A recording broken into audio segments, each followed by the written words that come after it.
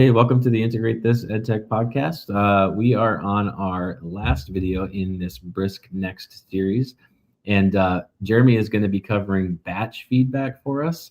And I was just thinking that Brisk is actually a really great topic for us today that we've been covering because it's currently in Minnesota. It is -12 and feels like -30. So there's even all the schools around us are e-learning days today. So Brisk was an appropriate topic for us. But if you get a chance, check out Armand Jaffer's interview with us, the CEO of Brisk, and make sure you watch the first 3 videos in the series. But Jeremy's going to end this thing with a bang and cover batch feedback. So. Yeah, perfect. Thanks a lot. Yeah. And I think today, at least where I live, it's supposed to be a high of -9. So it is a little bit chilly. That's for sure. So we're looking here at this other tab that you see across the top of Brisk Next once you get into their website. And we've looked at the things that are there in your library, of course, all of the resources and things that you've created, where your bundles wind up, that sort of thing. But we're going to look at this other feature that's there, that is the batch feedback. And so when you don't have anything started yet, it's going to ask you to import that student work. And I've got it all folder. So I'm actually going to open it up from my Google Drive. Now I'm guessing, yep, oh, you are seeing this window. That's there. I put all of the different student examples that I had into this particular folder. So I'm going to select that folder and open that up. And you're going to see I have 5 sample students from here that have submitted an answer to a short answer essay type question that are, varying degrees of how good they are. And we're going to look at some of the feedback that Brisk can generate for them. So once I've selected them from my Google Drive file, and you can see that they're all in there, then I'm going to select which a class it might be from. So if I'm a user of Brisk and I have a class that I've created within there, like this one, it's called American Government. And then I can also give it a name. Let's just call it Freedom of Religion Short Answer.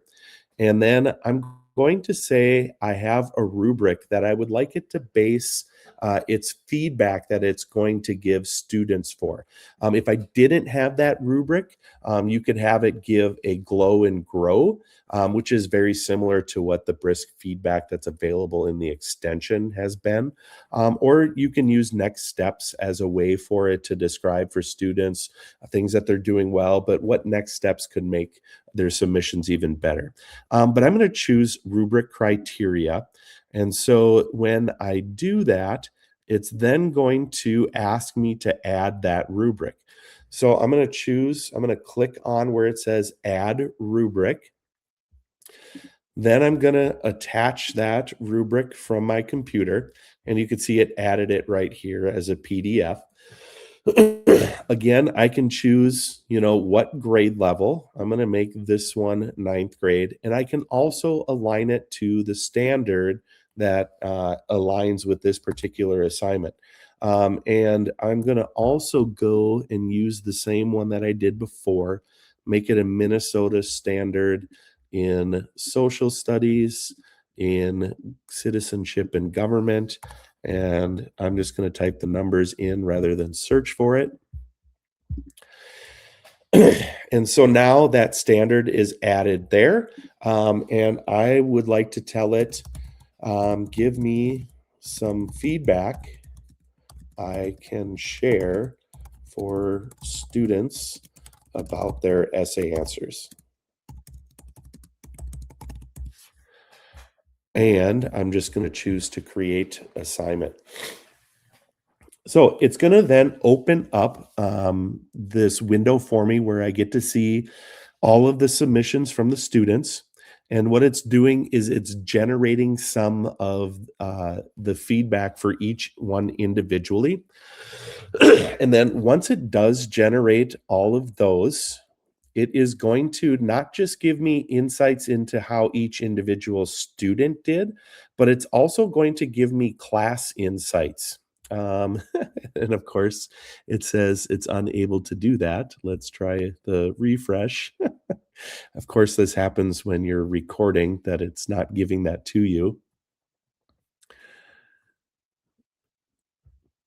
of course.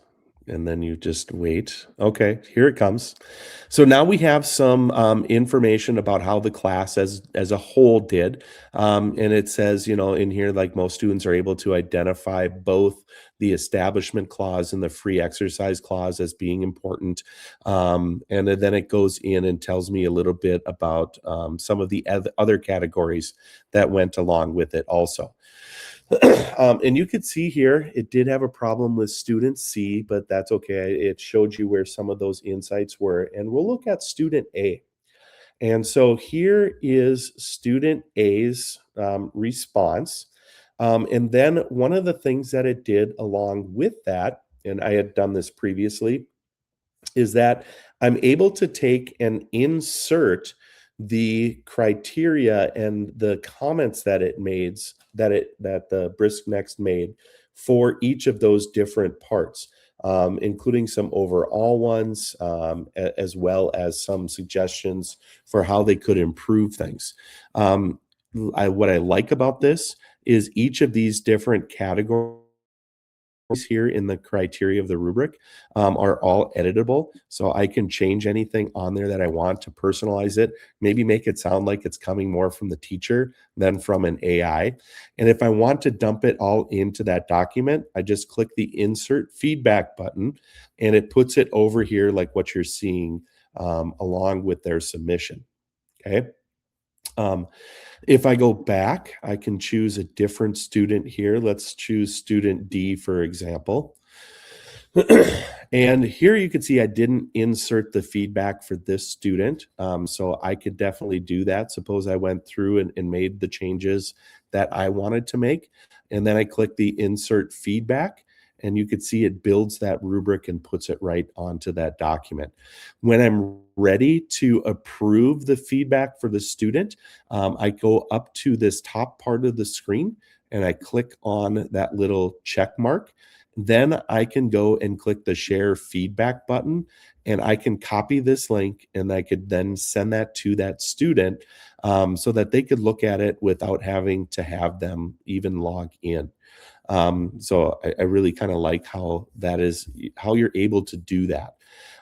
So it's really neat, I think, with this Brisk batch upload, that it is really a time saver, especially I think, and I think it's important to note that I would use this as a formative thing. If it was a summative, any sort of thing where I'm actually going to be, giving students a grade that's going to matter, I know from my perspective, that's something I would want to come from me as that teacher.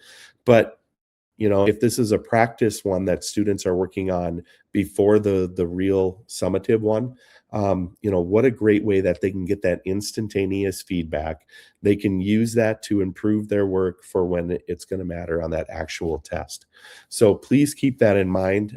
If you are going to use not just these feedback tools in Brisk, but in any other sort of AI feedback tool, even if you're using it in Gemini or ChatGPT or another tool like Snorkel, it's important that you, as that teacher, are really putting your own critiques in there as well.